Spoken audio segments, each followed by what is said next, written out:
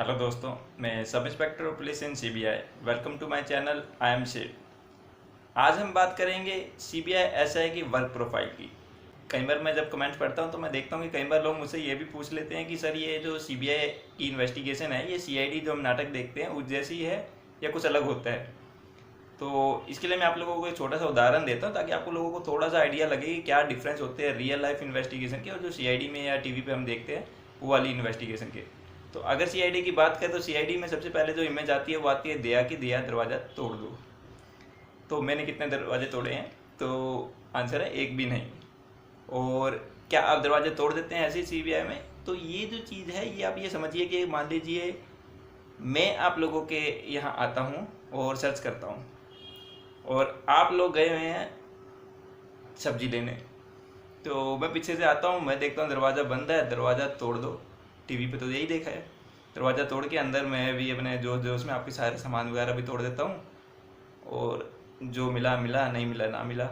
तो आप जब वापस आते हैं आप देखते हैं कि भाई मेरा तो दरवाज़ा ही तोड़ दिया है, चीज़ें भी तोड़ दी है, तो सब्ज़ी लेना तो बहुत महंगा पड़ गया।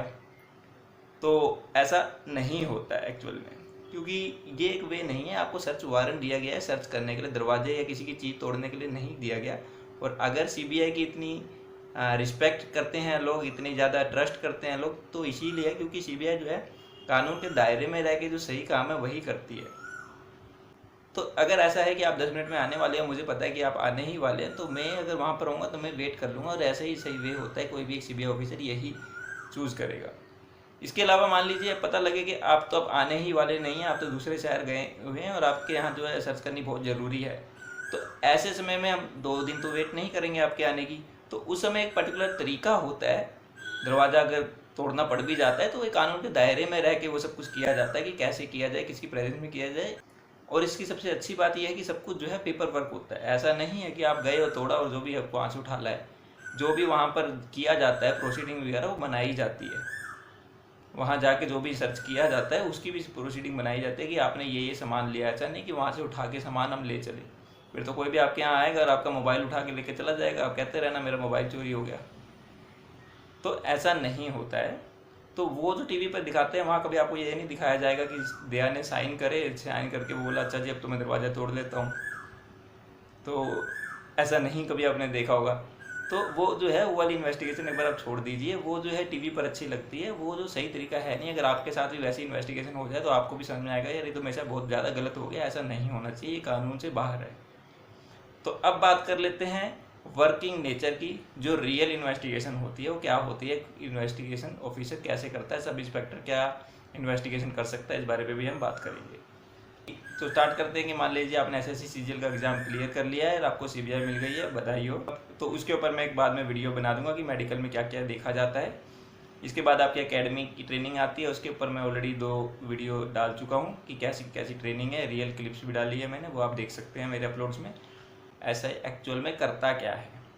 तो जब आप ज्वाइन करेंगे ब्रांच तो सबसे पहले वहाँ पर आप देखेंगे कि आपसे पहले कई केसेस जो है ऑलरेडी वो कोर्ट में चल रहे हैं और जो उसके इन्वेस्टिगेशन ऑफिसर्स थे या तो वो रिटायर हो गए हैं या फिर उनकी कहीं और ट्रांसफ़र हो गई है। ये एक पहला आप पॉइंट देखेंगे। दूसरी बात आप देखेंगे कई सारे जो सीनियर ऑफिसर्स हैं, इन्वेस्टिगेशन ऑफिसर्स, वो ऑलरेडी इन्वेस्टिगेशन कर रहे हैं।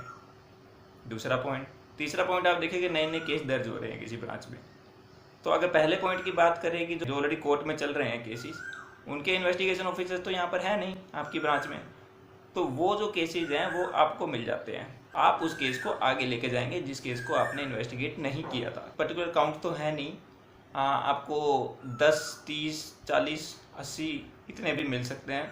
अब इसमें ऐसा है कि आपको ये सारे के सारे रोज़ नहीं करने हैं, क्योंकि सबकी अलग अलग तारीख आती है अलग अलग केसेस की। तो ऐसा नहीं कि हर दिन एक केस की आपकी तारीख आ जाएगी, और आपको टाइम टाइम पे पर वो आते रहेंगे, कोई ना कोई पेपर आपका आता रहेगा किसी ना किसी कोर्ट से, कोई ना कोई, इसको पैरवी का काम कहते हैं। और आपको वो चीज़ आगे कंटिन्यू करनी होगी जो कि किसी और ने इन्वेस्टिगेशन ऑफिसर ने करके कोर्ट तक पहुंचा दिए जो केस।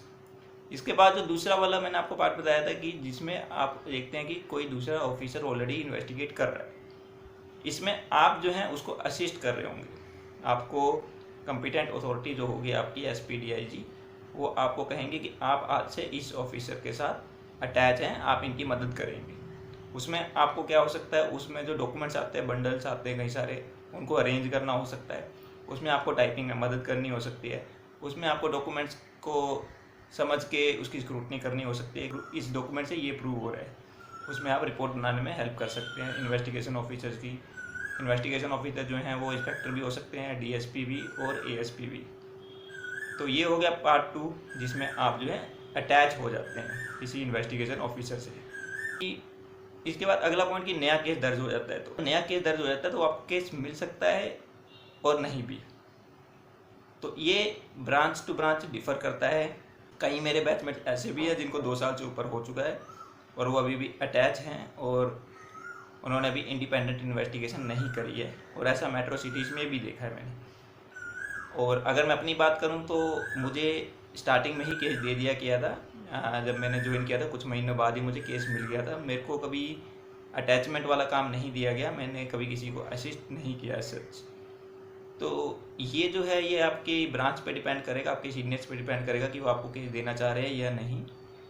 और ऐसा नहीं है कि आपको सीधा ही केस मिल जाएगा। अगर आप एंटी करप्शन ब्रांच में हैं तो आपको कोर्ट से परमिशन लेके वो केस मिलता है सब इंस्पेक्टर को, और कोर्ट डिसाइड करती है कि आपको केस देना चाहिए या नहीं देना चाहिए। और केस आपको मना भी कर सकती है कोर्ट कि सब इंस्पेक्टर केस नहीं दें अभी। तो ये हो गया तीसरा पॉइंट कि जब आपको फ्रेश केस मिल जाता है।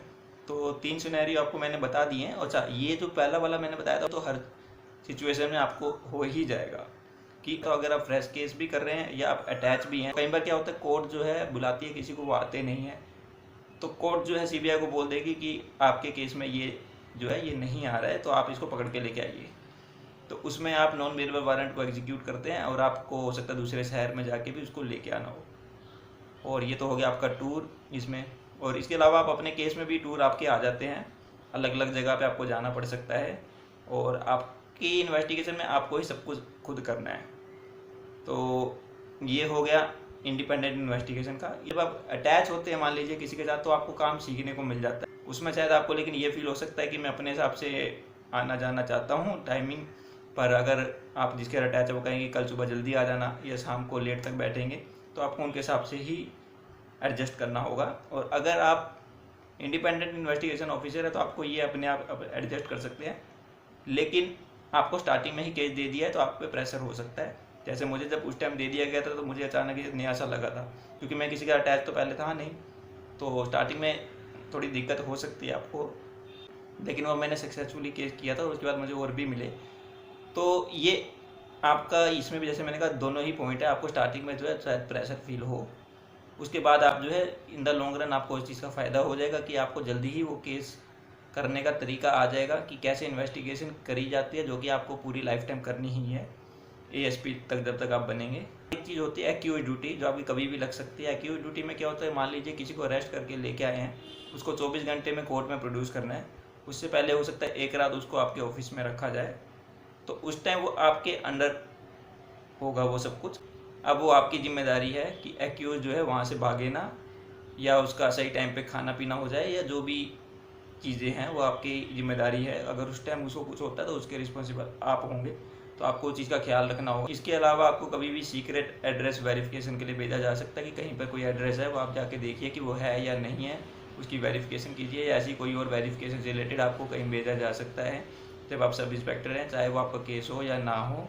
कभी कभी आपको जैसे कंप्लेंट दे दी जाएगी, मान लीजिए किसी ने कंप्लेंट करी है किसी के बारे में कि ऐसा ऐसा मेरे साथ हो गया है, और एकदम से तो केस दर्ज नहीं किया जाएगा, तो हो सकता है आपको दे दिया जाए कि आप इसको देखिए और आप बताइए इसको कि क्या ये होने चाहिए कि इस कंप्लेंट के ऊपर या नहीं होना चाहिए, आप जो है उसकी स्क्रूटनी कीजिए, तो वो भी आपको दे दिया जाएगा। तो ये सब जो मैंने बताया है ये आपको एसीबी एंटी करप्शन ब्रांच के हिसाब से बताया। और आप में से कई लोग बोलते हैं मैं एससीबी ले लूँगा, तो एससीबी एसीबी आपके बस में नहीं है ये कि आप क्या लेना चाहते हैं, आपको कुछ भी दे सकते हैं ऊपर वाले। मोस्ट प्रोबेबली आपको एसीबी मिलेगा, एंटी करप्शन ब्रांच, जिसमें मैं भी हूँ, क्योंकि सीबीआई जो है मेनली वो करप्शन के ही केसेस देखती है। जो फिजिकल वायलेंस वाले केसेस होते हैं, जैसे कि जो आप सीआईडी में देखते हैं, वो होते हैं एससीबी में आते हैं। उसमें टूर्स बहुत होते हैं और उसमें जो डॉक्यूमेंट का काम होता है वो थोड़ा कम होता है कंपैरेटिवली टू एसीबी। और उसमें आपको लोकल पुलिस की जो होती है वो असिस्टेंस होती है, ऐसा एसीबी में नहीं होता है। एसीबी में आप अपने ही सारा केस खुद करते हैं।